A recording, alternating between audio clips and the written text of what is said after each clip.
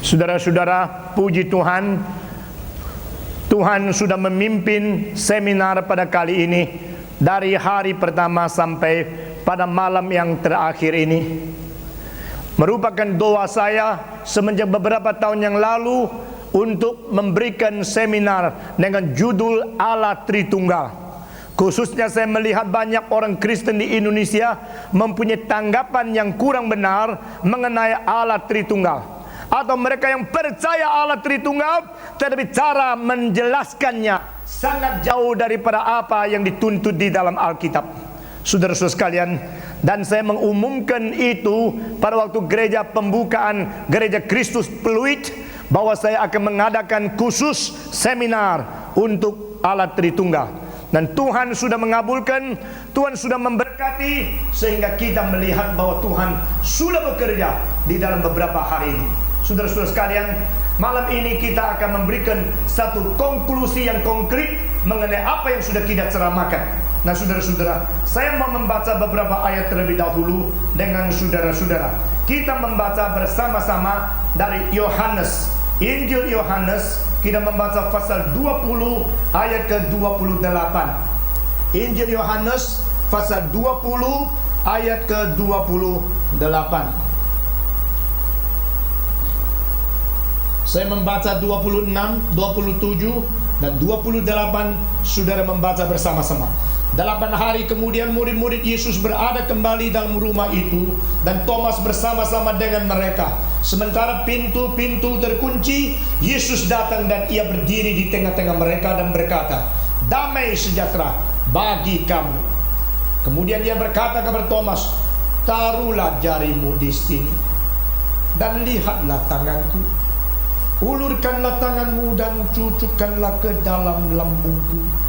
Dan jangan engkau tidak percaya lagi, melainkan percayalah." 28. Thomas menjawab dia, "Ya Tuhanku dan Allahku." Kata Yesus kepadanya, "Karena engkau telah melihat aku, maka engkau percaya. Berbahagialah mereka yang tidak melihat namun percaya." Semua membaca 28. Kata Yesus kepadanya, "Karena engkau telah melihat aku, maka engkau percaya. Berbahagialah mereka yang tidak melihat namun percaya." Kita melihat lagi Rom pasal ke-9. Roma pasal ke-9. Saya membaca dari ayat 3 dan 4. Ayat ke-5 saudara membaca, "Bahkan aku mau terkutuk dan terpisah dari Kristus demi saudara-saudaraku, kaum sebangsaku secara jasmani. Sebab mereka adalah orang Israel, mereka telah diangkat menjadi anak, dan mereka telah menerima kemuliaan dan perjanjian-perjanjian dan hukum Taurat dan ibadah dan janji-janji." Membaca bersama-sama ayat kelima, "Mereka adalah keturunan bapa leluhur yang menurunkan Mesias dalam keadaannya sebagai manusia yang ada di atas segala sesuatu. Ia adalah Allah yang harus dipuji sampai selama-lamanya. Amin." Ia adalah Allah yang harus dipuji sampai selama-lamanya. Saudara-saudara, Mesias turun dalam keadaan sebagai manusia dan ada di atas segala sesuatu karena dia adalah Allah. Kita membaca lagi Filipi pasal kedua. Filipi pasal kedua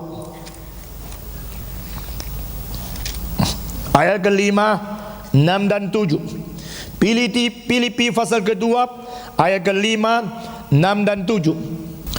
5 saya membaca, 6 dan 7 saudara-saudara membaca. "Hendaklah kamu dalam hidupmu bersama menaruh pikiran dan perasaan yang terdapat juga di dalam Kristus Yesus." 6. "Yang walaupun dalam rupa Allah tidak menganggap kesetaraan dengan Allah itu sebagai milik yang harus dipertahankan, melainkan telah mengosongkan dirinya sendiri dan mengambil rupa seorang hamba dan menjadi sama dengan manusia. Dia adalah Allah, mempunyai rupa Allah dan setara dengan Allah, tetapi tidak menganggap kesetaraan dengan Allah itu sebagai milik yang harus dipertahankan. Saudara-saudara, saksi-saksi Yehova salah tafsir ayat ini. Dia mengatakan Yesus sendiri tidak mempertahankan kalau dia setara dengan Allah. Saudara-saudara, dia memang setara dengan Allah, tapi dia tidak rela, tidak mempertahankan itu sehingga tidak jadi datang ke dalam dunia. Saudara-saudara, pada waktu dia datang ke dalam dunia bersalut dengan daging dan darah, dia begitu rela masuk ke dalam dunia manusia bersetara dengan kita. Tetapi dia adalah Allah yang menjadi manusia. Saudara-saudara sekalian, terakhir kita membaca dari Matius pasal ke-28. Matius pasal ke-28, pasal yang terakhir, Matius pasal ke-28 ayat 18 sampai 20. Yesus mendekati mereka dan berkata, "Kepadaku telah diberikan segala kuasa di surga dan di bumi. Karena itu pergilah, jadikanlah semua bangsa muridku dan baptiskanlah mereka dengan nama Bapa dan Anak dan Roh Kudus, dan ajar mereka melakukan segala sesuatu yang telah kuperintahkan kepadamu. Dan ketahuilah, aku menyertai kamu senantiasa sampai kepada akhir zaman." Membaca bersama-sama 19 dan 20, semua membaca. "Karena itu pergilah, jadikanlah semua bangsa muridku dan baptiskanlah mereka dalam nama Bapa dan Anak dan Roh Kudus, dan ajarlah mereka melakukan segala sesuatu yang telah kuperintahkan kepadamu. Dan ketahuilah, aku menyertai kamu senantiasa sampai kepada akhir zaman." Mari kita berdoa sekali lagi. Bapa di dalam surga, Bapa yang kami sebut di dalam Anak-Mu yang tunggal Yesus Kristus, Bapa yang kami sebut karena Roh Anak sudah diberikan di dalam hati kami. Kami bersyukur kepadamu Allah Tritunggal. Engkau sudah memberikan penjelasan, memberikan wahyu tentang dirimu, oleh dirimu kepada kami masing-masing. Dan kami berdoa pada malam ini, sesudah kami membuka buku yang Tuhan wahyukan kepada manusia, kami minta Tuhan membuka hati kami untuk mengerti apa yang sudah kami baca dan yang akan kami baca. Pakailah hamba-Mu yang hina dina ini, urapi dia dengan kuasa Roh-Mu, sehingga melalui Roh Kristus kami boleh datang mengenal Kristus, dan melalui Kristus kami datang mengenal kepada Bapa. Dengar doa kami demi nama Yesus Kristus, Juru Selamat kami yang hidup dan kekal, kami berdoa. Amin. Saudara-saudara, kita bersyukur kepada Tuhan bahwa beberapa hari ini kita telah memikirkan secara mendalam mengenai apa artinya Allah Tritunggal. Di dalam progressive revelation, di dalam proses Allah mewahyukan diri, Dia mewahyukan terlebih dahulu keesaannya. Tetapi setelah di dalam perjalanan pengertian itu berkembang, maka Allah mulai menunjukkan, mulai menyatakan diri sebagai Allah yang lebih daripada satu oknum. Saudara-saudara, meskipun lebih daripada satu oknum, bukan lebih dari satu Allah. Satu Allah, tiga oknum. Tiga oknum bukan berarti tiga Allah, dan satu Allah tidak berarti satu oknum. Saudara-saudara sekalian, istilah oknum yang sekarang kebanyakan dipakai menyimpang daripada arti aslinya, khususnya di dalam hukum atau di dalam kepolisian. Yang jahat disebut oknum-oknum yang jahat.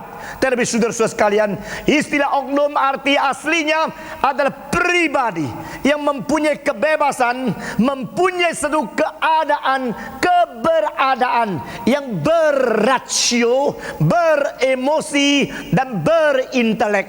Nah, saudara-saudara sekalian, Allah Bapa mempunyai pribadinya, Allah Anak mempunyai pribadinya, Allah Roh Kudus mempunyai pribadinya sendiri. Allah Bapa bukan Allah Anak, Allah Anak bukan Allah Roh Kudus, tetapi Allah Bapa mempunyai sifat asasi sebagai Allah, dan Allah anak mempunyai sifat asasi yang sama dengan Bapa, dan Allah Roh Kudus juga mempunyai sifat asasi dengan Bapa dan anak. Nah, saudara-saudara sekalian, di dalam pertengkaran abad keempat, maka mengakibatkan sesuatu perkumpulan besar yang berada di kota Nisia di bawah pemerintahan daripada raja atau dari emperor yang bernama Konstantin. Saudara-saudara, pada tahun 325 untuk menghentikan pertengkaran mengenai percabangan atau perbedaan pengertian mengenai konsep Tritunggal ini, maka dikumpulkan di Nisia untuk menetapkan sesuatu hal, yaitu doktrin Tritunggal. Nah, saudara-saudara, pada waktu itu boleh dikatakan kedua pihak yang paling besar masing-masing diwakili dari pertama yaitu Arius atau Arianisme, dan pihak kedua dari Athanasius. Dan saudara-saudara sekalian, istilah Tritunggal, Trinity, istilah ini pertama diucapkan bukan oleh Athanasius, bukan oleh Augustinus, tetapi diucapkan oleh seorang teolog yang lebih dulu, namanya adalah Tertullianus. Tertullian. Saudara-saudara, Tertullianus adalah orang pertama yang mencetuskan istilah Trinitas. Bagi dia, penyelidikan Alkitab dengan teliti membuktikan Kristus tidak lebih rendah dari Bapa. Dari penelitian dia, akibatnya adalah Roh Kudus tidak lebih rendah dari Bapa. Sebagaimana Bapa adalah Allah yang sejati, maka anak putranya adalah Allah yang sejati, dan Roh Kudus adalah Allah yang sejati. Tetapi perkembangan doktrin Tritunggal belum menjadi sempurna, tetapi sudah mencapai sesuatu keadaan yang sangat sehat adanya setelah Tertullianus. Karena sebelum Tertullianus ada seorang yang berada di Alexandria, bagian utara dari Mesir, yang namanya Origen. Saudara-saudara, Origen mengatakan bahwa dari Bapa keluarlah anak. Waktu anak itu keluar, dilahirkan oleh Bapa, itu dilahirkan menurut kedaulatan Bapa, karena dia mau baru lahir, sehingga anak itu mempunyai kedudukan subordinasi di bawah Bapa, sehingga Bapak Gereja Origen mempunyai tanggapan Kristus lebih rendah sedikit daripada Bapa. Tetapi pada zaman Tertullianus sudah dibereskan. Tertullianus memberikan satu tanggapan yang lebih sehat kepada gereja, kepada sejarah, bahwa Kristus tidak subordinasi di bawah Bapa, bahwa Kristus adalah dilahirkan secara eternal generation. Saudara-saudara, dilahirkan di dalam kekekalan. Seperti di dalam tanya jawab kemarin, saya tanya kepada saudara, Bapa lebih dulu menjadi Bapa atau anak lebih dulu menjadi anak? Kalau saudara mengatakan pasti Bapa lebih dulu, nah saudara-saudara, itu adalah satu cetusan jawaban yang dipengaruhi oleh konsep keluarga di bawah langit, konsep keluarga yang berada di dalam keadaan manusia.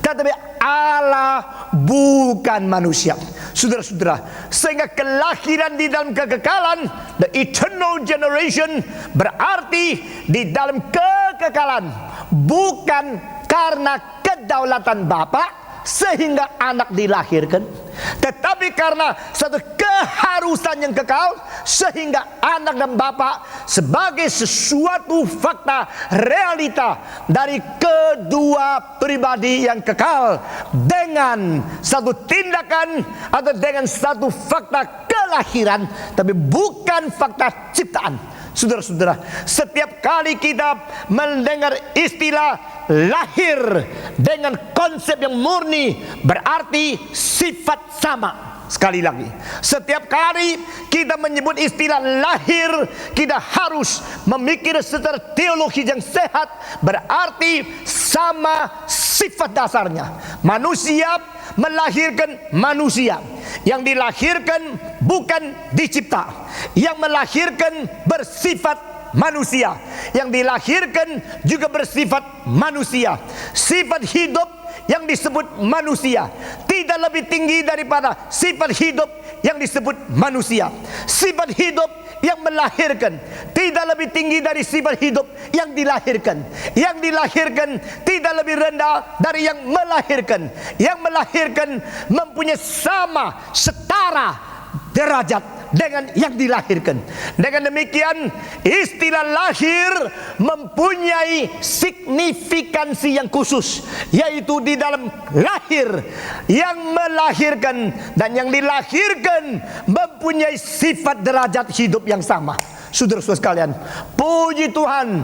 Dengan demikian kita mengerti Yesus adalah Allah karena dia dilahirkan oleh Allah Bapa. Dengan demikian tidak salah di dalam kredo Athanasius dikatakan Yesus adalah terang yang dilahirkan dari terang, adalah Allah yang lahir dari Allah, terang yang keluar dari terang, dan sehingga dia setara dengan Allah. Nah, saudara-saudara sekalian, saya pernah di dalam seminar dan kebaktian doa momentum yang lampau pernah mengatakan pada waktu Athanasius memperjuangkan, mempertahankan kepercayaan doktrin Tritunggal, dia pernah 5 kali dibuang, saudara-saudara, karena pada waktu itu di gereja mempunyai kekuatan yang kurang seimbang, sehingga yang percaya Yesus lebih rendah dari Bapa mempunyai pengikut yang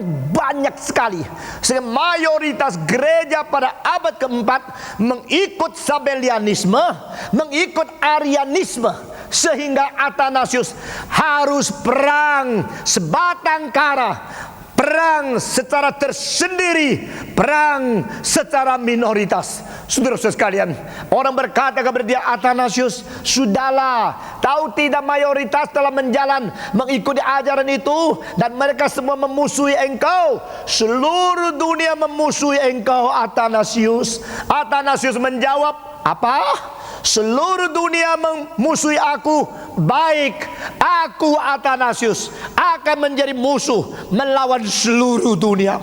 Saudara-saudara sekalian, jiwa semacam ini, semangat setia semacam ini yang mengakibatkan kekristenan yang sejati boleh terus berada di dalam dunia. Saudara-saudara, pada waktu saya ceramah sampai pada kalimat ini, hati saya sendiri terharu. Saya mau mengabdikan diri untuk menjadi orang yang berperang bagi kebenaran Tuhan. Saudara-saudara, bukankah kita melihat dengan kedua mata di atas kepala kita sendiri, ajaran kekristenan sudah begitu kocar kacir, sudah begitu hancur lebur, sudah begitu kacau balau, sudah begitu simpang siur di dalam bumi Indonesia khususnya dan seluruh dunia umumnya. Saudara-saudara, siapakah yang bersedia berperang bagi Tuhan? Siapakah yang mempertahankan kebenaran yang diberikan oleh Tuhan? Ataukah kita hanya menjadi seorang Kristen yang menunjukkan model show setiap minggu di gereja untuk beritahu kepada orang lain, sayalah Kristen yang paling kaya, yang paling cantik, cilakalah engkau. Saudara-saudara, apakah kita hanya ke gereja untuk minta doa kepada Tuhan, untuk mengisi keadaan egoisme kita yang liar, minta segala sesuatu supaya Tuhan diperalat untuk menjadi pemuasan nafsu kita masing-masing di dalam kebaktian, di dalam doa? Apakah yang kita kerjakan? Saudara-saudara, sudahkah kita mempersiapkan diri untuk pelajari firman Tuhan dengan ketat, mengerti dengan sehat, dan menanamnya dengan baik-baik, berakar ke bawah dan bertumbuh ke atas? Saudara-saudara sekalian, tahun 325 peperangan itu diakhiri dengan satu konsili gereja yang besar, lalu ditetapkan. Tetapi kali itu penetapan agak tergesa-gesa karena ributnya tidak habis-habis, sehingga Raja Kaisar Romawi yang menjadi orang Kristen, dia menetapkan memihak Athanasius sehingga bubarkan dan dianggap selesai. Tetapi saudara-saudara, kebenaran tidak perlu ditolong dengan kuasa politik.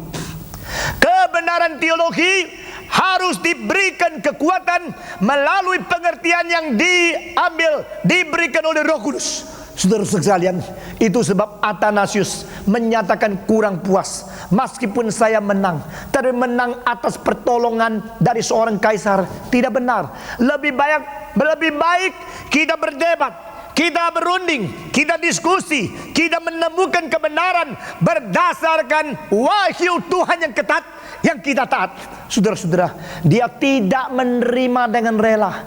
Dan bagian Arianisme juga tidak menerima dengan rela. Itulah sebabnya tidak lama kemudian maka raja yang dipengaruhi oleh kanan kiri kanan selalu berpindah pendirian. Nah, saudara-saudara sekalian, berterus menerus peperangan semacam ini baru sampai beberapa puluh tahun kemudian baru menerima dengan baik. Gereja baru mengenal Allah Tritunggal. Apa itu artinya? Nah, saudara-saudara, mengenai peperangan-peperangan seperti ini sangat panjang harus kita katakan. Dan saya mendorong, saya merangsang supaya saudara-saudara boleh mempunyai satu hasrat, mau mengerti lebih banyak dan belajar teologi lebih mendalam lagi. Sudah terlampau lama kita dengar khotbah yang lucu-lucu, cerita yang enak-enak, dan cerita dongeng-dongeng minggu yang enak untuk didengar dengan telinga ini, tetapi belum mempersiapkan diri untuk memperdalam menjadi murid Yesus yang sungguh-sungguh. Saudara-saudara sekalian, kita teruskan lagi sampai abad keempat, dan kita melihat seorang tokoh gereja yang besar sekali yang namanya Augustinus. Dia mulai menulis beberapa tesis yang besar. Augustinus merupakan salah seorang pemikir yang terbesar di bawah kolong langit. Saya tidak katakan dia pemikir terbesar di dalam kekristenan, bukan saja di dalam dunia kekristenan, tapi di bawah kolong langit, di dalam dunia intelektual, dunia akademis, dunia seluruh ladang, seluruh bidang pengetahuan yang berbeda. Dia tetap mempunyai ketajaman yang luar biasa. Dia mempunyai intelek yang lebih tinggi dari orang lain, dan dia mengabdikan intelek yang besar ini di bawah kuasa firman Tuhan. Saudara-saudara, itulah prinsip teologi reformed yang kita pegang dengan teguh. Bagaimana memperbolehkan masyarakat menaklukkan diri kepada Kristus jikalau kita sebagai orang Kristen tidak meninggikan Kristus di atas segala bidang.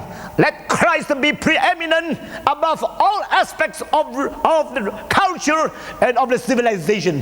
Saudara-saudara, biarlah orang paling pintar di dalam kedokteran takluk kepada firman Tuhan. Biar orang paling pandai di dalam filsafat takluk kepada firman Tuhan. Biar orang yang paling pandai di dalam pikiran politik takluk kepada firman Tuhan. Biar orang yang paling pandai di dalam dunia ilmu takluk kepada firman Tuhan. Biar pendidik-pendidik yang terbesar takluk kepada firman Tuhan. Dengan demikian maka Kristus menjadi utama di atas segala sesuatu. Nah, saudara-saudara, di dalam sejarah kita melihat Augustinus mungkin adalah orang yang pertama yang mencapai satu skup yang luas sekali, sehingga boleh dikatakan dia menyatakan keutamaan Kristus di dalam segala bidang kebudayaan. Dan Augustinus menulis beberapa karya yang besar luar biasa. Selain daripada Civitas Dei atau The City of God, lalu ada juga lagi My Confession. Itu salah satu autobiografi yang paling menggerakkan hati nurani manusia di dalam sepanjang sejarah manusia. Selain itu ada lagi beberapa tesis yang besar, termasuk On Trinity, mengenai Allah Tritunggal, dan juga satu lagi On the Free Will, mengenai kebebasan manusia. Dan saudara-saudara, tesis-tesis yang penting dari Augustinus ikut meletakkan batu-batu yang kuat, yang teguh, menjadi dasar fondamen yang kuat di dalam gereja. Nah, di dalam tesis Tritunggalnya, dia mencetuskan pikiran-pikiran yang sehat luar biasa menurut pengertian Alkitab yang tajam dan dalam sekali.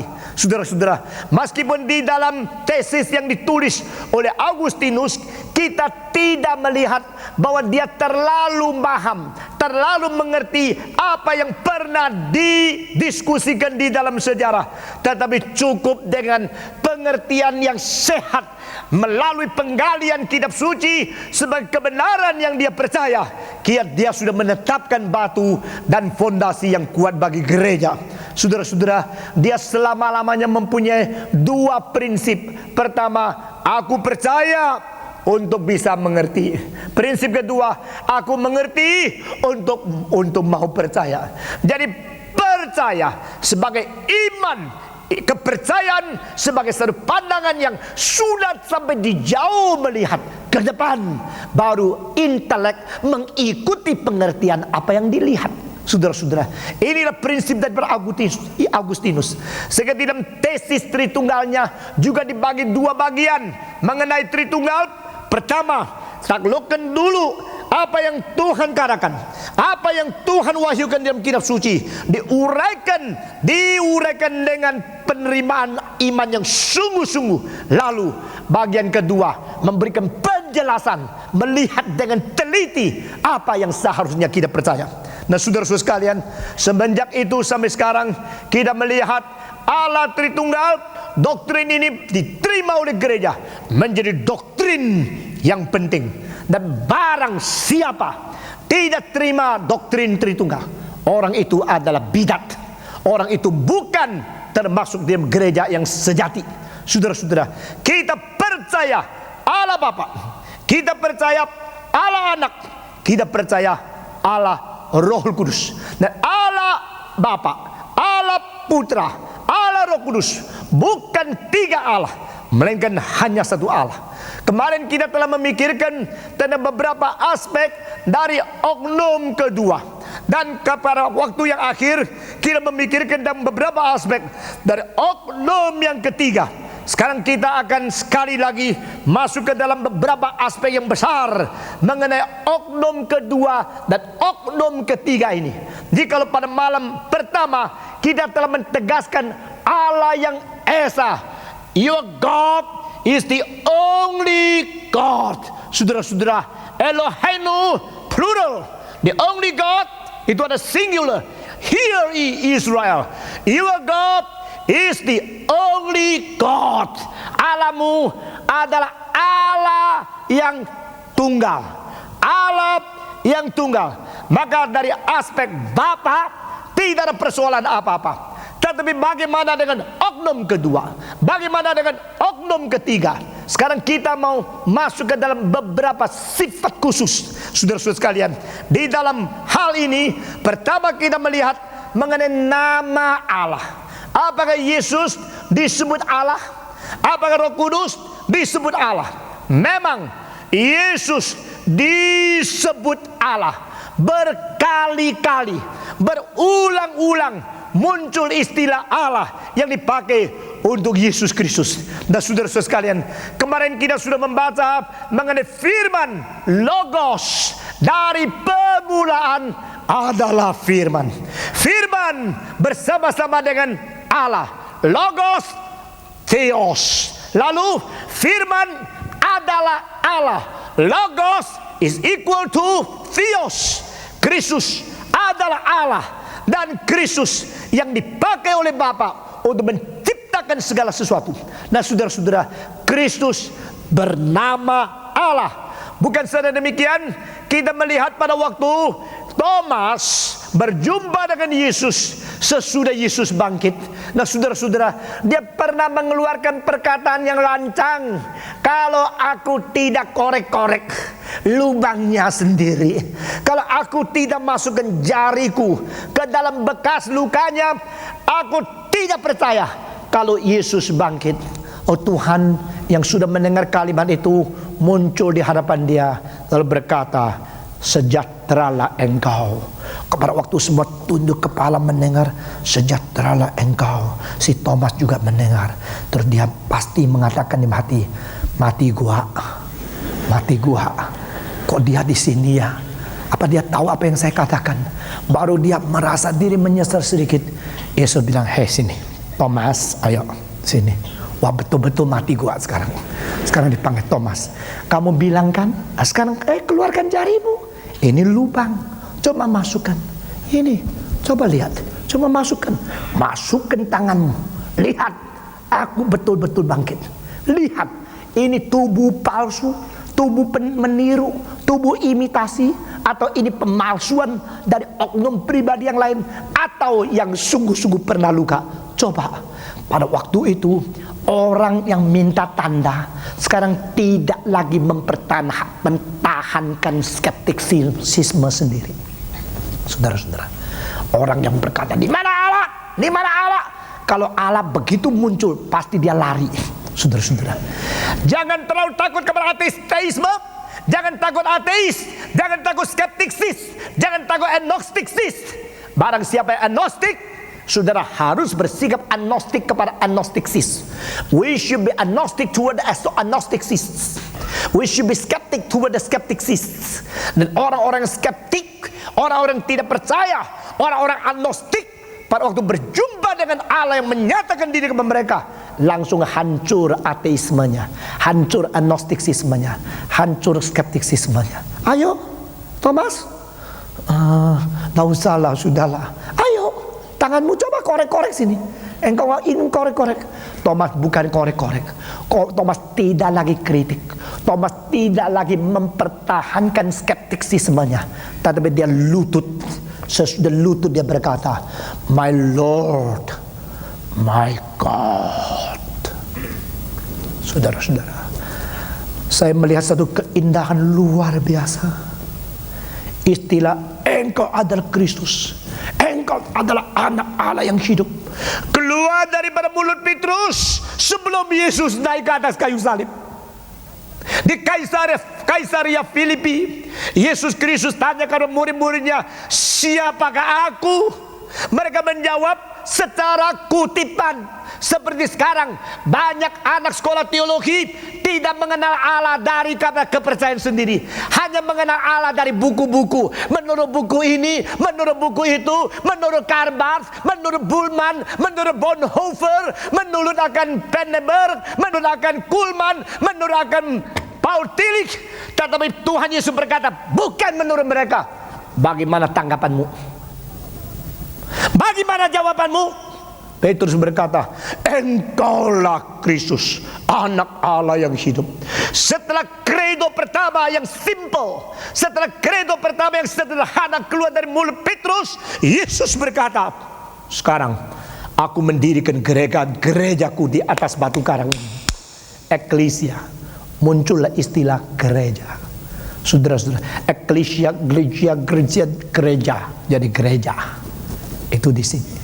Tetapi saudara-saudara, saya tidak melihat mereka menyebut Yesus sebagai Tuhan Allah kecuali orang yang paling skeptik, yaitu Thomas.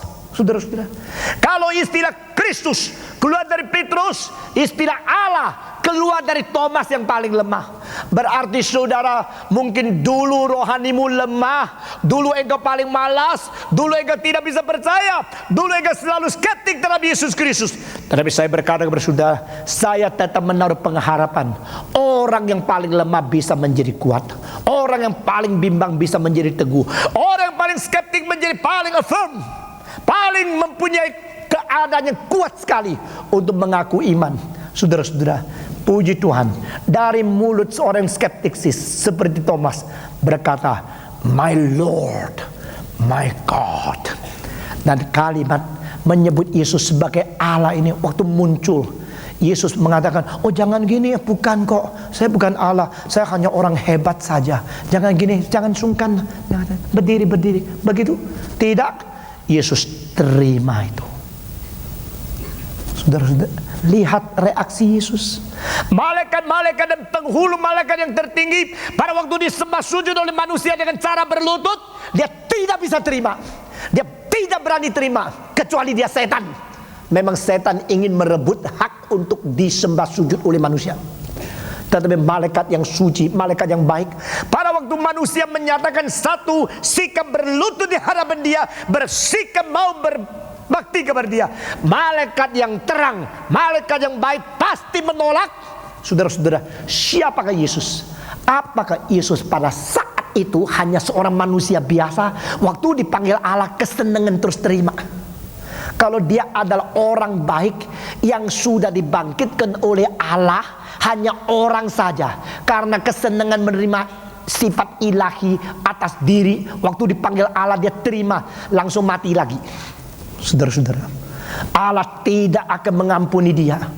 Allah tidak akan membiarkan kemudian dia dimiliki oleh yang lain, kecuali memang dia Allah.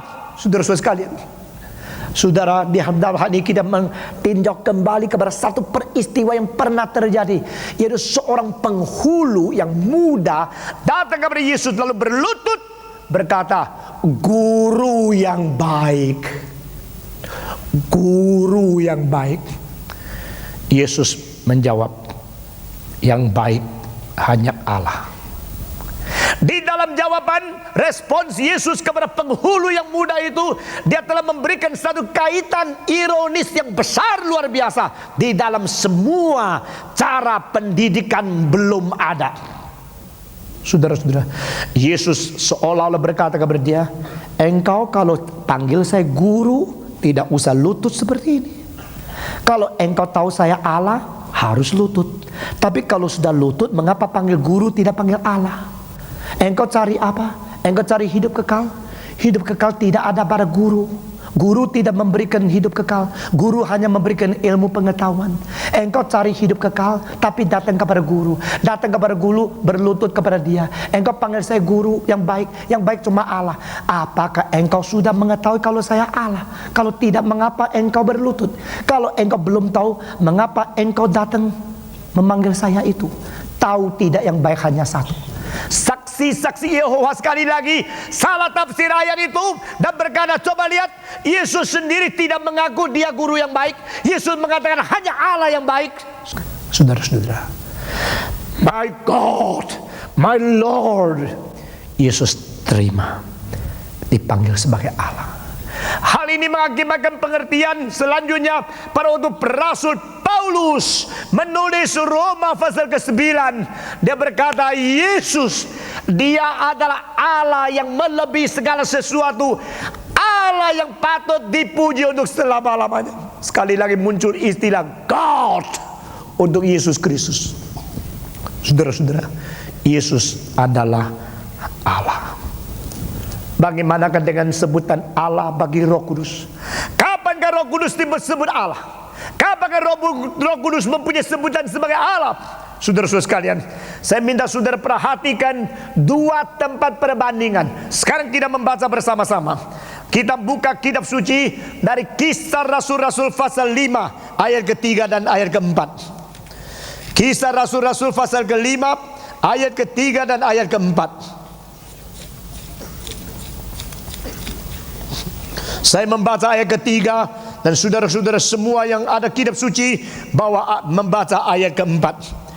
Tetapi Petrus berkata, Ananias, mengapa hatimu dikuasai iblis sehingga engkau mendustai Roh Kudus dan menahan sebagian dari hasil penjualan tanah itu?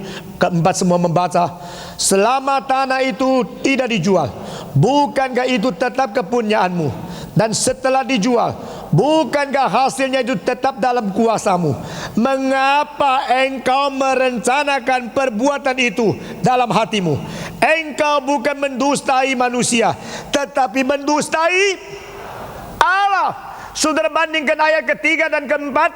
Di dalam ayat ketiga, Petrus berkata, hei Ananias, engkau telah menghujat, engkau telah sekarang menipu Roh Kudus. Tetapi ayat keempat mengatakan, engkau bukan berdusta kepada manusia, justru engkau berdusta kepada Allah. Di dalam perbandingan ini, ayat ketiga muncul istilah Roh Kudus, dan ayat keempat muncul istilah apa?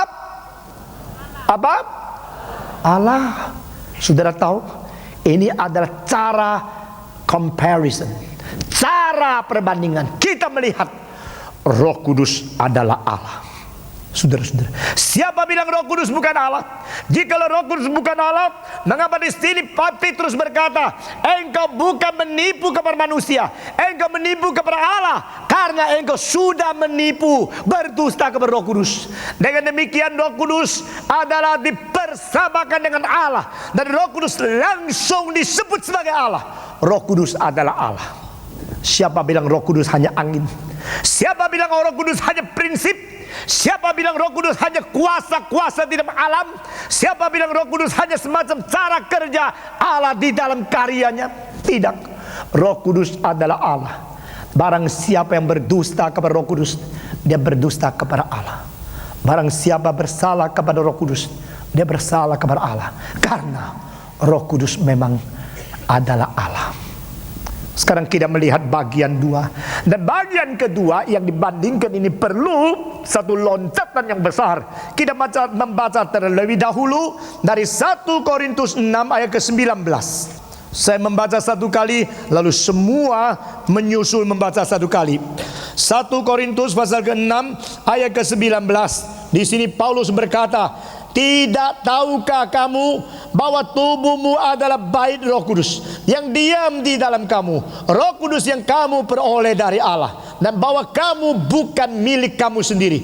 Ini adalah satu teguran bahwa orang Kristen tidak boleh memberikan tubuhnya menjadi tempat perbuatan dosa atau alat kelakuan berbuat dosa. Saudara-saudara sekalian, tubuhmu sudah dikuduskan dan tubuh menjadi tempat perdiaman Roh Kudus, Roh yang kau peroleh dari Allah. Kita bandingkan dengan 2 Korintus pasal 6. 2 Korintus pasal ke-6, kita membaca bersama-sama dari ayat ke-16. Saya membaca satu kali dulu, lalu engkau membaca. Apakah hubungan bait Allah dengan berhala? Karena kita adalah bait dari Allah yang hidup menurut firman Allah ini. Aku akan diam bersama-sama dengan mereka dan hidup di tengah-tengah mereka, dan aku akan menjadi Allah mereka dan mereka akan menjadi umatku. Semua membaca bersama-sama. 16. Apakah hubungan bait Allah dengan berhala? Karena kita adalah bait dari Allah yang hidup menurut firman Allah ini. Aku akan diam bersama-sama dengan mereka dan hidup di tengah-tengah mereka, dan aku akan menjadi Allah mereka dan mereka akan menjadi umatku. Saudara-saudara, ini ditemukan oleh siapa perbandingan? Ditemukan oleh Augustinus di dalam tesis Tritunggalnya. Dia berkata, lihatlah di dalam 1 Korintus pasal ke-6 ayat 19, Paulus berkata, tubuhmu adalah tempat perdiaman Roh Kudus.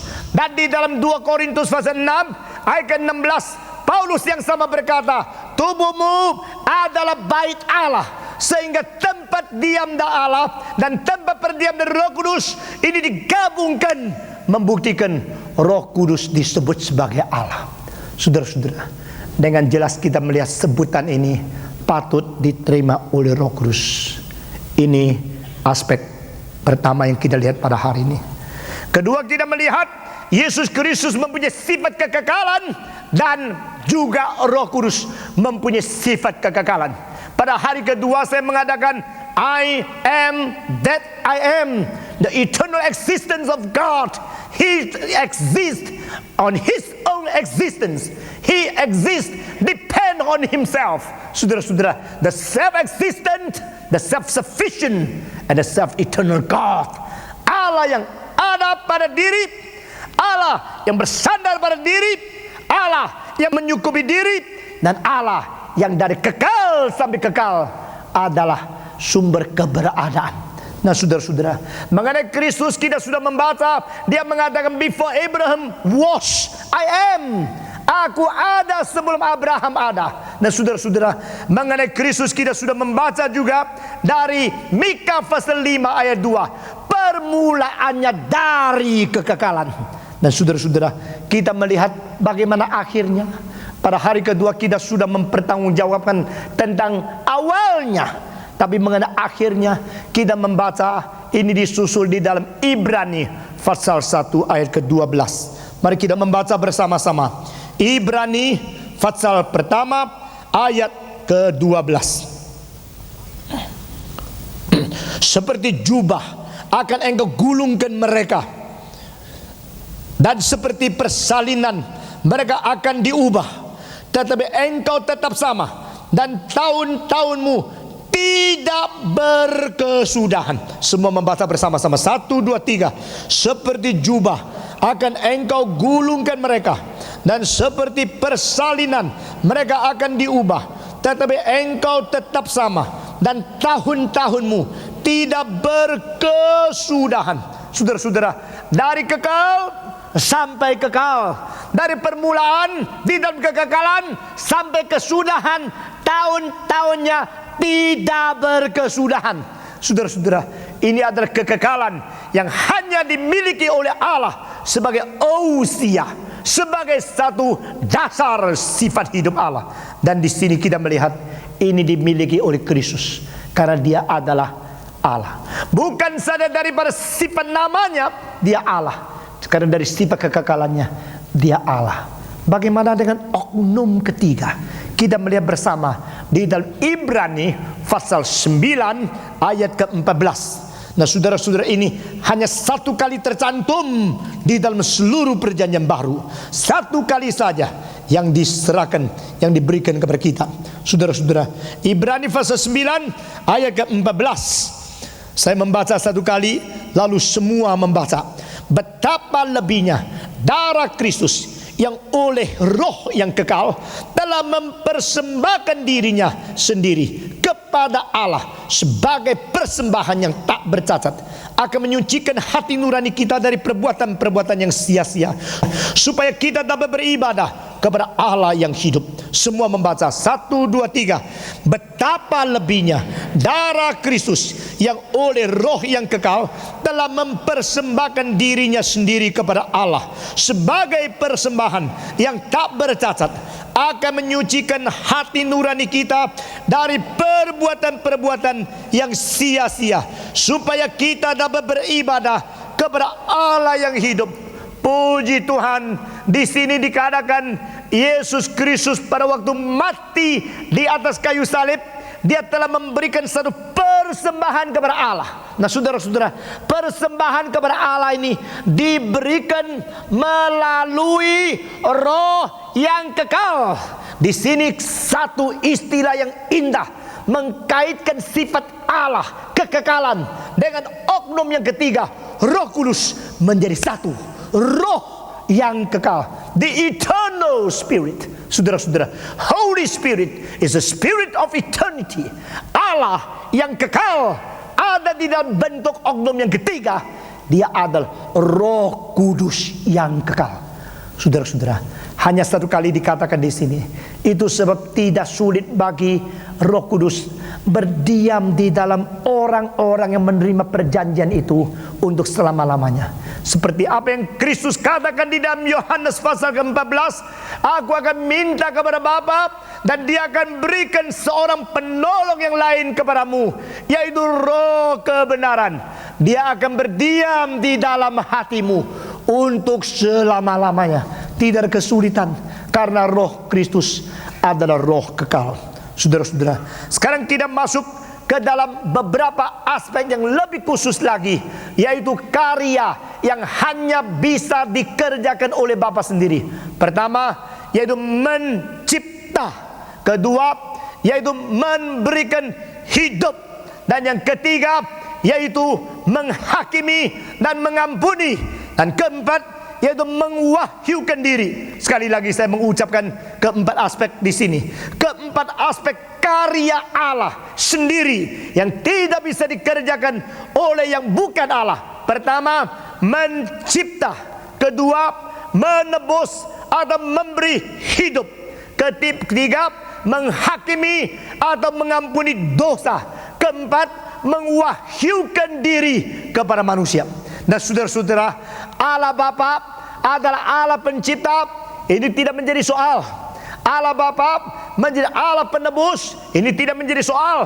Pada malam pertama kita melihat dari Yesaya pasal 45, pasal 46. Beberapa kali dia mengatakan, akulah penebus yang esa.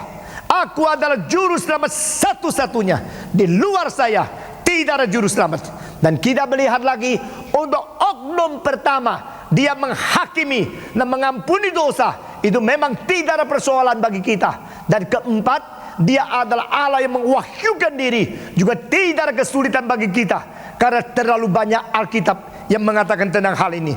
Sekarang kita melihat oknum kedua di dalam 4 karya ini. Yesus Kristus penciptakah? Ya, Yesus Kristus pencipta. Nah saudara-saudara, sebenarnya Tritunggal sudah muncul pada bagian pertama di dalam seluruh kitab suci, khususnya Fatsal pertama dari Kejadian. Saudara perhatikan, Fatsal pertama Kejadian, ayat pertama, apa yang dikatakan di sana. Mari kita membaca bersama-sama. Dari ayat pertama kitab suci, pada mulanya, semua 1, 2, 3. Pada mulanya Allah menciptakan langit dan bumi. Bumi belum berbentuk dan kosong, gelap gulita menutupi samudranya, dan roh Allah melayang-layang di atas permukaan air. Berfirmanlah Allah, jadilah terang. Saudara lihat 3 oknum tidak? Saudara lihat Tritunggal tidak? Tidak lihat. Allah menciptakan alam semesta. Ini Allah yang Esa. Lalu Roh Kudus berlayang-layang. Ini adalah oknum yang ketiga ikut bekerja di dalam ciptaan. Tetapi Allah berfirman. Waktu firman keluar dari Allah, itu oknum kedua. Karena firman itu logos. Masih ingat? Saudara-saudara, di dalam Alkitab begitu jelas Tritunggal bekerja di dalam menciptakan segala sesuatu. Dan ini di perkembangan teologi ciptaan logos di dalam pasal ke-8 dari Amsal Sulaiman, lalu di dalam Yohanes pasal 1 ayat 1 sampai 3, lalu di Kolose pasal 1 ayat 15 dan seterusnya. Saudara-saudara, Kristus adalah pencipta. Semua katakan, Kristus adalah pencipta. Kedua, Kristus adalah penebus. Yesus adalah penebus. Pada waktu Yesus datang ke dalam dunia, Yohanes berkata, lihatlah, behold the Lamb of God who takes away the sins of the world. Lihatlah, anak domba Allah yang mengangkut dosa dunia. Dan dia berkata, inilah anak domba penebusan yang betul-betul ditetapkan oleh Bapa menjadi satu tebusan penggantian di dalam hari besar Gerafirat. Dan saudara-saudara, Yesus adalah domba Paskah, Yesus penebus. Dan dia berkata sendiri, aku datang bukan untuk dilayani, melainkan melayani dan menyerahkan nyawaku menjadi tebusan bagi orang banyak. Catat ini di dalam Matius pasal 20 ayat ke-28 dan Matius pasal 26 ayat ke-28. Kedua ayat yang paling penting ini menunjukkan satu proklamasi Kristus sendiri mengenai penebusannya. Saudara-saudara, Adolf von Harnack, seorang teolog pada abad ke-19, dia mempunyai satu kalimat yang terlalu berani, mengatakan orang Kristen tinggalkan Paulus, kembali kepada Yesus. Dia kira Yesus datang hanya untuk sosial. Dia kira Yesus datang hanya untuk merubah masyarakat. Yesus datang hanya untuk memberikan satu sumbangsi, merubah kemiskinan di dalam keadaan manusia, mengadakan perubahan di dalam masyarakat, dan tidak bersangkut paut dengan penebusan. Tetapi Hanak salah, karena kedua ayat yang baru kita baca tadi menegaskan proklamasi keluar dari mulut Yesus sendiri, darah dia menjadi tebusan. Saudara-saudara sekalian, ketiga, Yesus Kristus menjadi penghakim dan Yesus Kristus menjadi pengampun dosa.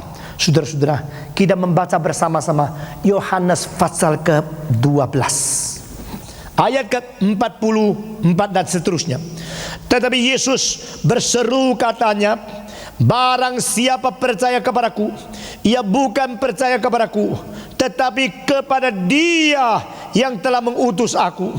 Dan barang siapa melihat aku, ia melihat Dia yang telah mengutus aku. Aku telah datang ke dalam dunia sebagai terang, supaya setiap orang yang percaya kepadaku jangan tinggal di dalam kegelapan.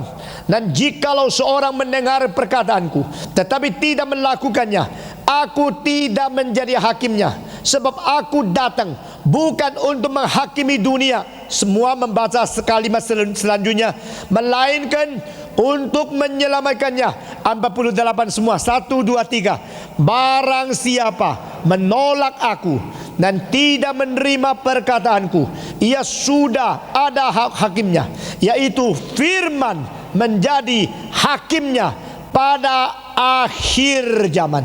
Firman yang telah kukatakan, itulah akan menjadi hakimnya pada akhir zaman. Saudara-saudara, telitilah kalimat ini, bahwa aku datang bukan untuk menghakimi, aku datang untuk menyelamatkan. Ini adalah first coming of Christ, kedatangan kali pertama. I come not to condemn, but to save.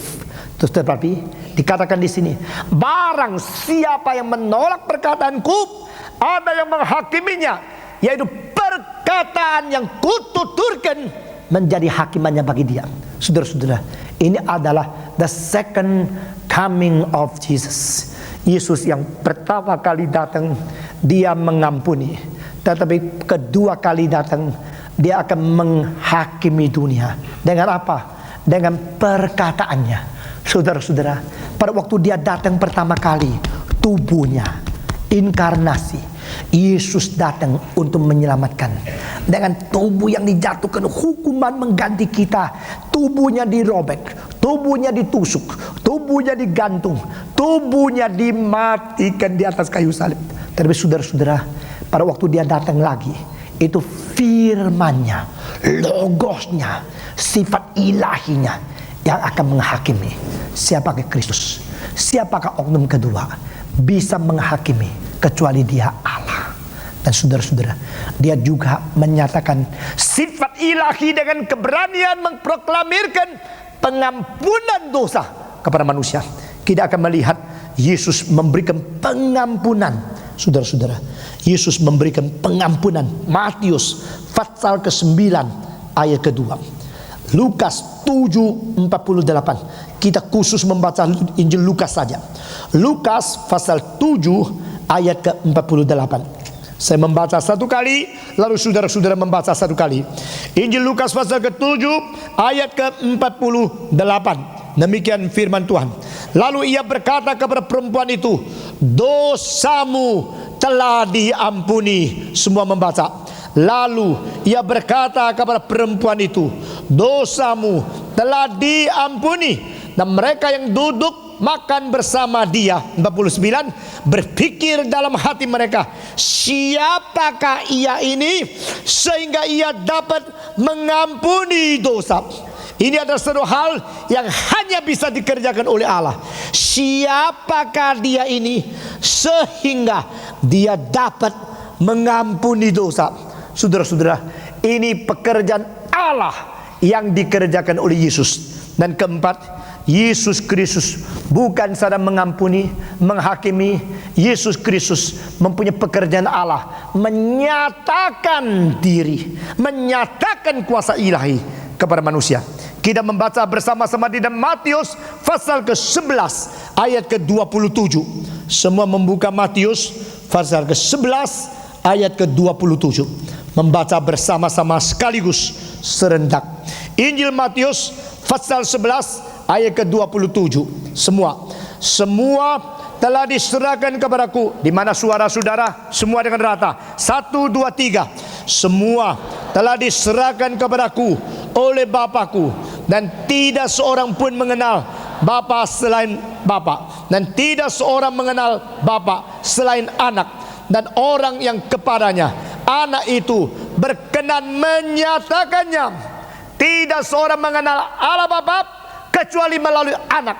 Tidak ada seorang mengenal Anak kecuali Bapa, dan Anak yang menyatakan itu. Saudara-saudara, Christ as the revealer of God Himself, Allah menyatakan diri melalui Kristus yang datang menjadi manusia, dan Kristus menjadi pewahyu.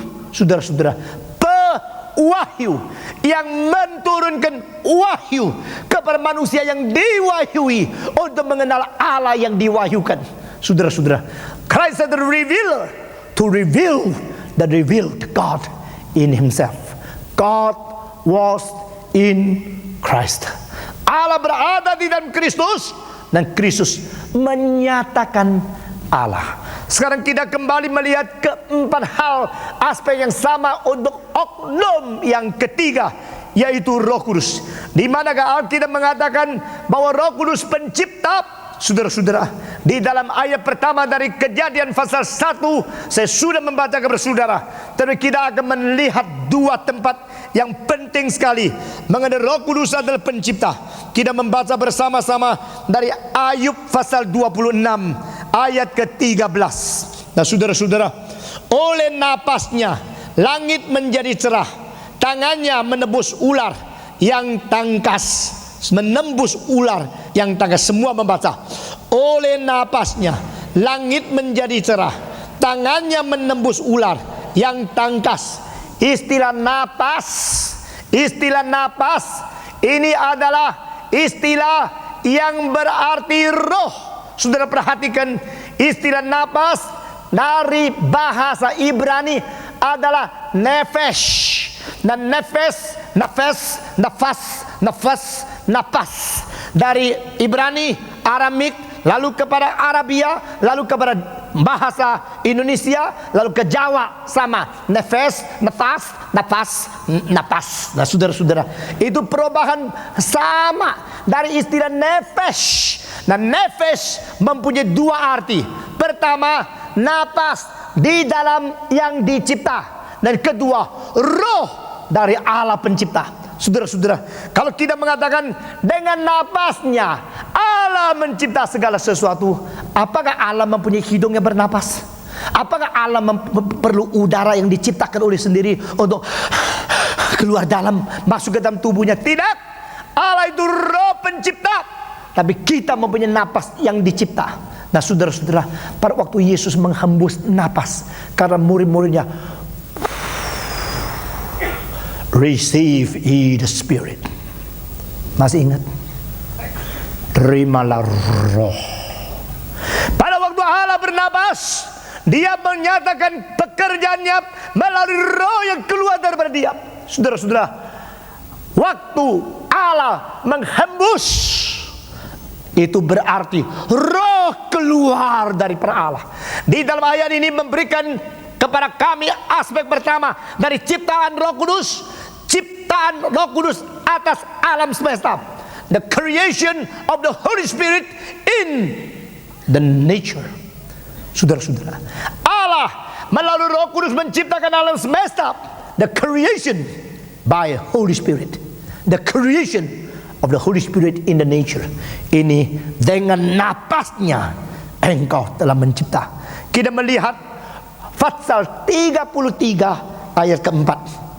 Ayub pasal 33 ayat keempat. Setelah mendapatkan, kita membaca bersama-sama. Ayub pasal 33 ayat keempat.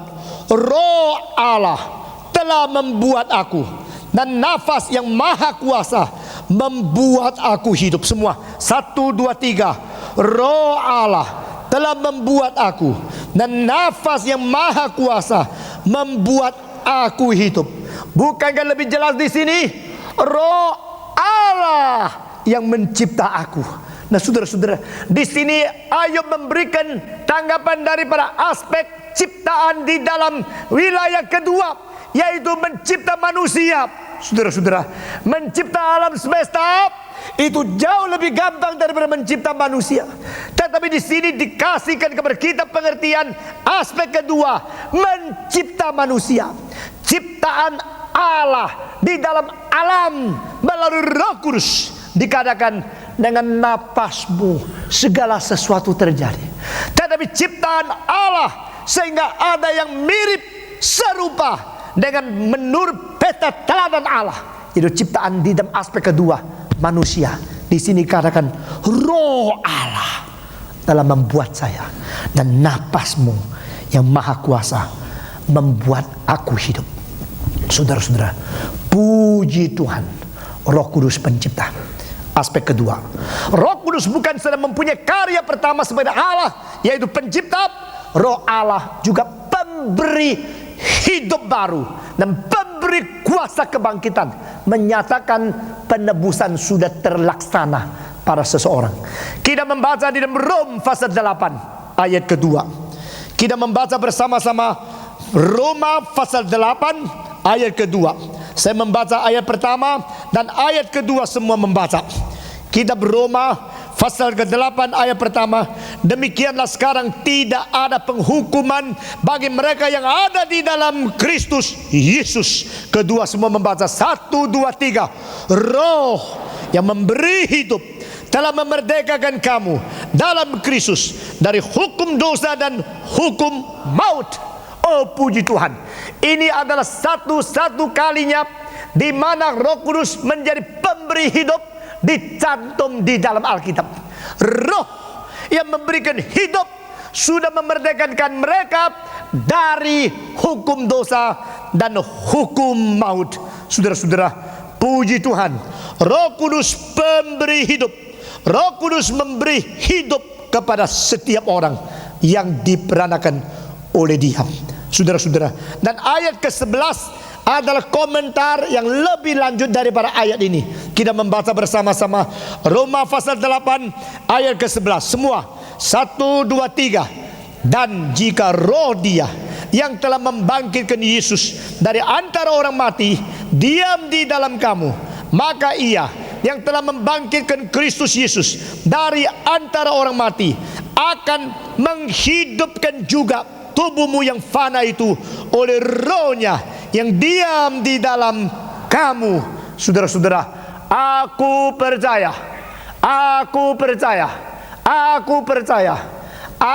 kepada Roh Kudus. Aku percaya kepada gereja yang kudus dan am. Aku percaya kepada apa? Kebangkitan apa?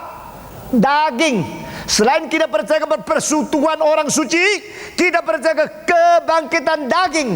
Siapa bilang di dalam kalimat ini kurang ditunjukkan kepada kita pekerjaan Roh Kudus? Kebangkitan daging dikerjakan oleh Roh yang telah membangkitkan Kristus dari kematian. Roh itu juga yang dimeteraikan ke dalam diri kita. Roh itu juga yang berdiam di dalam diri orang Kristen, dan Roh itu juga yang membangkitkan tubuh kita. Saudara-saudara sekalian, Roh memberi hidup. Sepanjang kita di dalam Kristus, kita hidup berkenan kepada Dia. Sepanjang kita hidup berkenan kepada Dia, kita hidup menghadap kebenaran dan mati terhadap dosa. Saudara-saudara, dan sepanjang kita hidup di hadapan Allah, kita menunggu pada satu hari daging ini juga dibangkitkan oleh Roh yang sama yang telah membangkitkan Kristus, akan membangkitkan kita. Ini pekerjaan Allah, tidak bisa dikerjakan oleh yang bukan Allah. Roh Kudus, pertama pencipta, kedua pemberi hidup, penggenap keselamatan, pembangkit daging. Dia adalah Allah penebus. Ketiga, Roh Kudus menghakimi dan Roh Kudus mengampuni. Kalau Dia tidak melaksanakan pengampunan tidak pernah terjadi. Jikalau Dia menghakimi dan tidak mengampuni, tidak orang bisa lepas daripada hukuman kekal. Saudara-saudara, kita sekali lagi tidak baca kitab suci, hanya kita mengutip daripada apa yang dikatakan di dalam Lukas pasal 12:11, Markus pasal 2 dan Matius pasal 12 31 dan 32.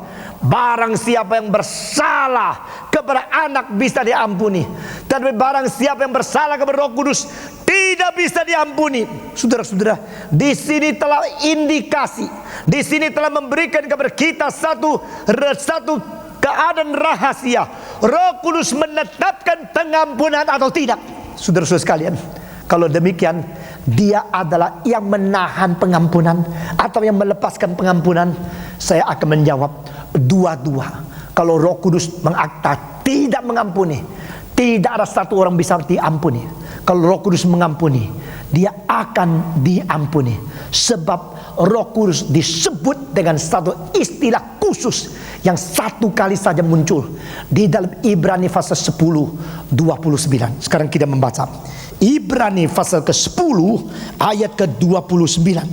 Ayat yang indah, ayat yang muncul hanya satu kali, ayat yang memberikan indikasi fungsi pengampunan, fungsi pelaksanaan anugerah keselamatan dari Allah yang dikerjakan di dalam status oknum ketiga Roh Kudus.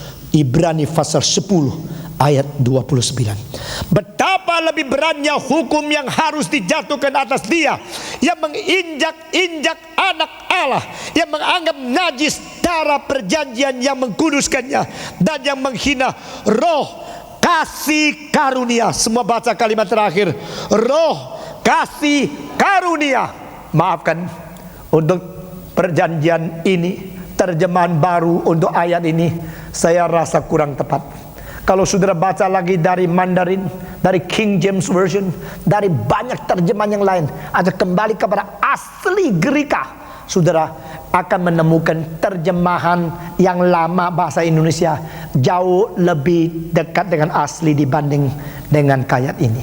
Saudara-saudara, roh di sini, roh apa yang dikatakan di sini?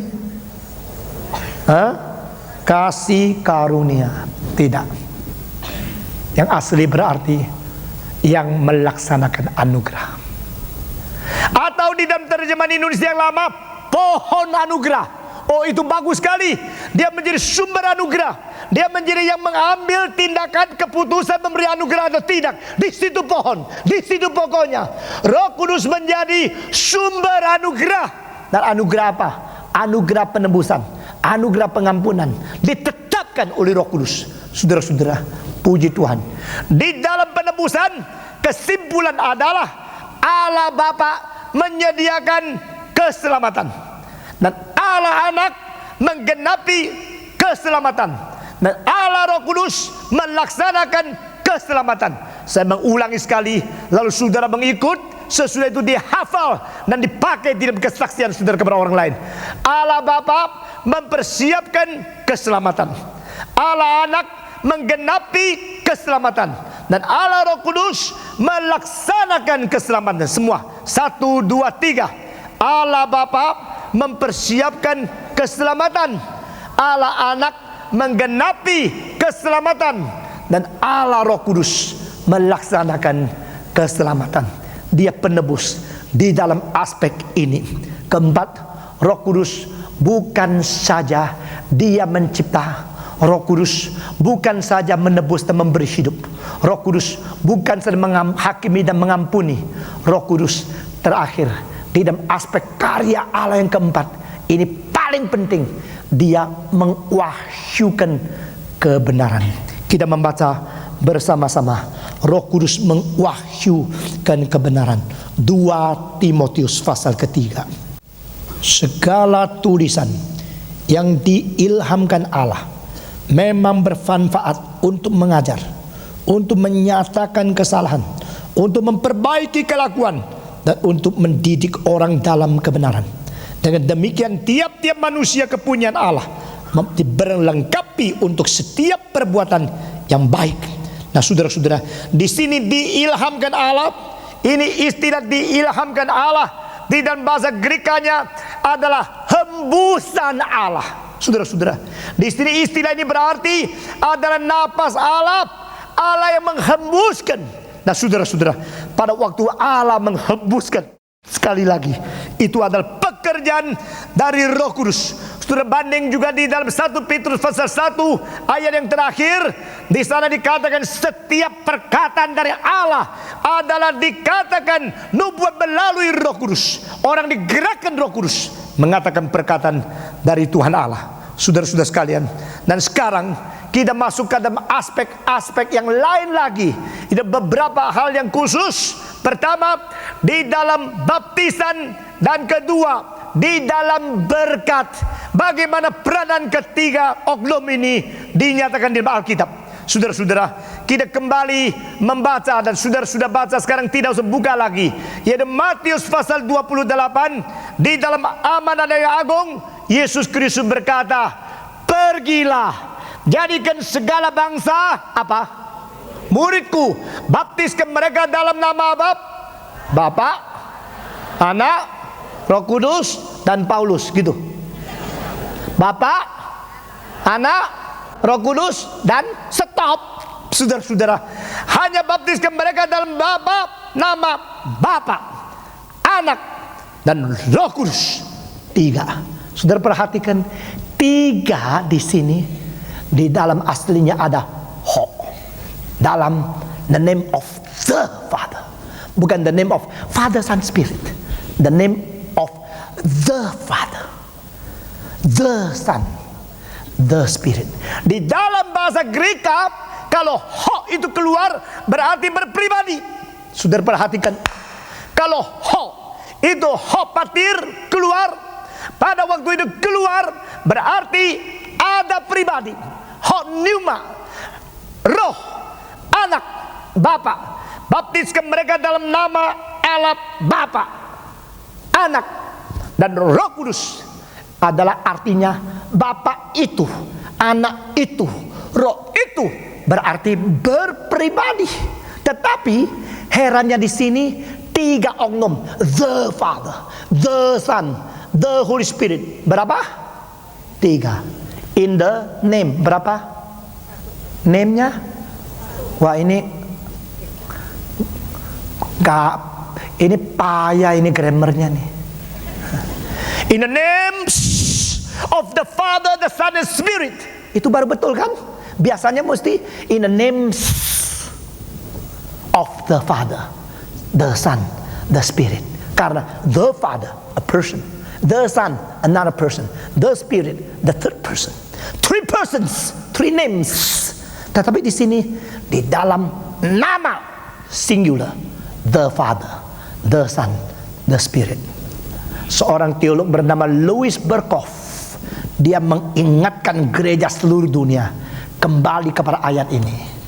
In the name, one name of the 3 persons, the name of the Father, the Son, the Spirit. Tritunggal. Saudara jelas? Puji Tuhan. Semua bilang puji Tuhan. In the name, semua. In the name of, jangan tambah S. Yang tambah S dipukul pantatnya. Sekali, 1, 2, 3. In the name of the Father, the Son, and the Holy Spirit. Saudara-saudara, kalau the-nya hilang, itu in the name of Father, Son, Spirit, bisa menjadi modalistik monarkianisme. Masih ingat? Bisa menjadi sabelianisme. In the name of Father, and sometimes become Son, and next time become Holy Spirit. Roba-roba. Waktu aku di kantor, aku direktur. Waktu aku naik bus, aku penumpang. Waktu sampai di rumah, aku seorang bapak. Itu adalah monarkianisme. Itu adalah modalistik monarkianisme. Itu adalah sabelianisme. 1 oknum 3 topeng, 1 oknum 3 fungsi, 1 oknum muncul 3 kali di 3 periode yang lain. Saudara-saudara, itu bukan Tritunggal. The Father, the Son, and the Holy Spirit, in the name, satu nama. Puji Tuhan. Saudara-saudara, waktu diberkati, demikian juga masih banyak yang harus saya katakan. Saudara-saudara, waktu sudah lewat. Saya mau berhenti. Saya akan mengakhiri dengan satu hal yang luar biasa besarnya untuk menutup doktrin Tritunggal ini. Saudara-saudara, doktrin Tritunggal kalau disalah mengerti menjadi 3 Allah atau menjadi hanya 1 Allah 3 topeng. Dua-duanya bukan ajaran Kristen, dan dua-duanya bukan Alkitab, dan dua-duanya bukan Allah yang sejati. Sekali lagi, doktrin Tritunggal bisa disalah mengerti menjadi 2 ekstrim. Satu ekstrim, 3 Allah. Ekstrim kedua, satu Allah, 3 topeng, 3 fungsi. Dan dua-duanya bukan ajaran Kristen. Dua-duanya bukan teologi dari Alkitab. Dua-duanya bukan Allah yang sejati. Allah yang sejati adalah Allah satu ousia, tetapi 3 prosopon, satu sifat, 3 pribadi. Saudara-saudara, orang Yahudi sampai sekarang tidak bisa terima Tritunggal. Agama Islam tidak bisa terima Tritunggal. Orang-orang Mormon, orang-orang saksi-saksi Yehova, Jehovah's Witnesses, mereka tidak terima Tritunggal. Orang-orang Yahudi tetap mempunyai satu monotheistic faith kepada Allah hanya tunggal. Sekarang saya berkata kepada saudara, mereka memegang erat-erat itu mulai kapan? Mulai dari zaman Moses Maimonides.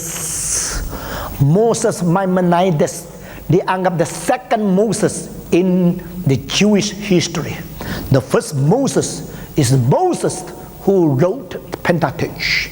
The second Moses is Moses Maimonides in the medieval age. Moses Maimonides mengadakan percayalah Allah, dan Allah itu Allah yang esa. Dia memakai bahasa Ibrani, dan di bahasa Ibrani yang dipakai itu dia mengatakan itu merupakan Yachid, Y-A-C-H-I-D, Allah yang Yachid. Yachid berarti only one, only, no more. Hear God, hear Israel, your God is the only God. Saudara-saudara, dia pakai Yachid. Dengan istilah Yachid itu dia mengketatkan demikian serius sehingga orang Israel disuruh dari zaman ke zaman tidak boleh menerima Tritunggal, hanya tunggal, tunggal tapi tidak tri. Ada tunggalnya, tidak ada trinya, ada Yachidnya yang mengikat.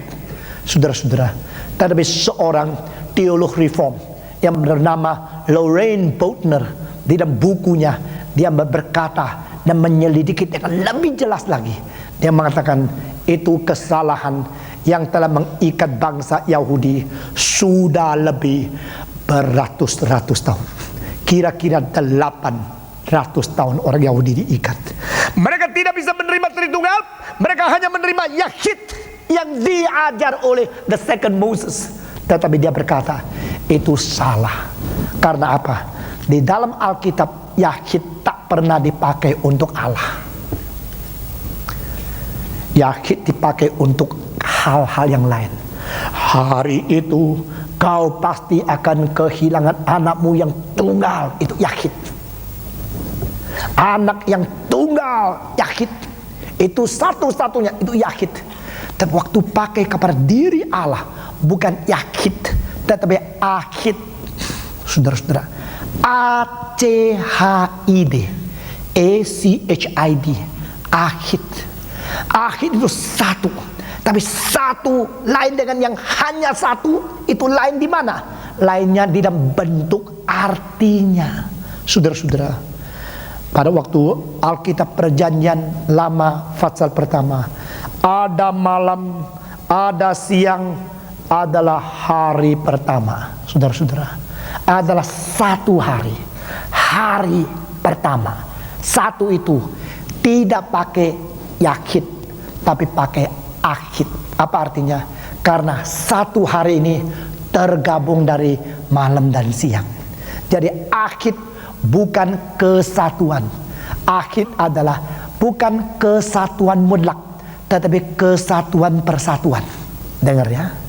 Achid bukan kesatuan mutlak, tetapi Achid berarti kesatuan persatuan semua. Achid berarti kesatuan persatuan. Lalu dikatakan, Tuhan berkata, maka pria itu hidup tidak baik. Diciptakan dia seorang wanita, sehingga orang dua itu akan menjadi satu. Orang dua menjadi satu, meninggalkan orang tua menjadi satu. Di dalam menjadi satu, istilah yang dipakai menjadi satu di dalam bahasa Ibrani bukan Yachid, tapi Achid. Karena kesatuan persatuan. Saudara-saudara, demikian dikatakan, hai, dengarlah Israel, Allahmu adalah Allah yang tunggal. Di situ dipakai, Allahmu adalah Allah yang tunggal, atau Allahmu adalah Allah yang tunggal. Situ sekali lagi, bukan yakid, tapi akid. Allahmu adalah Allah yang tunggal. Kesatuan melalui persatuan oknum Bapa, oknum Anak, dan oknum Roh Kudus. Puji Tuhan, puji Tuhan. Dan bagian terakhir dari terakhir, kecuali engkau percaya Allah Tritunggal, engkau tidak bisa menerima Allah itu kasih adanya. Dengar, malam ini bobotnya adalah 2 malam. Saya mengkentalkan ini dengan akhirnya the uniqueness of Christian theology, the only religion claim God is love, is only based on the possibility of the Trinity as our theology. Saudara-saudara, jikalau engkau tidak percaya Allah itu Tritunggal, engkau sekaligus tidak berhak percaya Allah itu kasih adanya. Saudara-saudara, sebelum dunia diciptakan, sebelum apapun yang berada di dalam alam semesta, sebelum ada waktu, sebelum ada tempat, sebelum ada segala sesuatu, hanya Allah. Kalau Allah Esa itu bukan dari Tritunggal, Dia adalah kasih adanya. Dia mengasihi siapa? Dia mengasihi siapa? Siapa menjadi objek kasihnya? Dia mengasihi yang belum datang, yang akan dicipta oleh Dia. Kalau begitu Dia mempunyai satu ketersendirian yang tidak ada tolongnya. Saudara, jelas.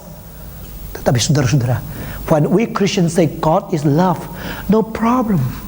Before anything was created, in the eternity before the time and space existence, God is love. Because within the 3 persons, they love one another. Saudara-saudara, sebelum alam semesta diciptakan, sebelum ada oknum yang lain, Allah sendiri, di dalam diri Allah di kekekalan, Dia adalah kasih. Kasihnya kekal, Allahnya kekal, dan tidak ada kesulitan menggabungkan dua ini, karena Allah ketiga oknum mengasihi satu dengan lain. Saudara-saudara, makanya di dalam agama apapun tidak ada kalimat Allah itu kasih. Meskipun mereka mau merubah, mau mengsaring, mau memurnikan Allah menjadi Allah yang esa, tapi tidak bisa gabungkan dengan Allah itu kasih, sebab bukan Allah Tritunggal. Puji Tuhan, Allah kita Allah Tritunggal, dan Allah kita ada di sini. Dan kita datang bukan hanya mempelajari teologi secara paper, masukkan diri kita kepada Allah yang mengasihi kita. Dan karena Allah Tritunggal adalah Allah yang kasih, Dia berhak menuntut setelah mengatakan, "Hear Israel, your God is the only God." And He demand immediately, love Him wholeheartedly, with all your power, all your mind, all your soul, and all your life. Love God. Allah Tritunggal sekarang menuntut kita mencintai Dia dengan segenap hati. Maukah saudara? Maukah mencintai Tuhan? Siapa berkata, Tuhan, saya diteguhkan, saya dikuatkan, saya begitu terharu dan bersyukur kepadamu, saya mau mencintai Tuhan, berdiri sekarang di hadapan Tuhan. All who say I love God, stand up. I love the triune God. I love the God who revealed Himself. Because you are love, so you demand me to love you, and I obey you. I'm ready here. I'm here, God. I show my love to you. I love you because you love me first. Saudara-saudara, kalau engkau mencintai Allah Tritunggal, jalankan perintahnya. God has only one begotten Son, and He is a missionary. If you love God, please think it over. Probably you will be called by God to be a missionary. You must be the witness of God. You must love God and manifest that love in loving others, fellow people. Cinta orang lain, cinta sesama, cinta jiwa yang tersesat, cinta orang agama lain. Cintalah setiap manusia yang dicipta menurut peta dan teladan Allah, dan kabarkan Injil. Siapa yang berkata, saya mau, kalau Tuhan panggil saya menjadi hambanya, mengabarkan Injil, membawa jiwa kepada Tuhan. Ada orang demikian, acungkan tangan saudara, yang mau dipanggil Tuhan menjadi hambanya, khususnya pemuda-pemudi. Kalau Tuhan panggil engkau menjadi hambanya seumur hidup, melayani firman Tuhan, mau dipakai Tuhan, acungkan tangan saudara. Siapakah lagi? Puji Tuhan, puji Tuhan. Saya mempersilakan mereka yang rela mempersiapkan diri menerima panggilan Tuhan menjadi hamba Tuhan. Sekarang tinggalkan tempat masing-masing, maju ke depan. Kita mau berdoa bersama-sama. Jangan pulang, semua tetap berdiri.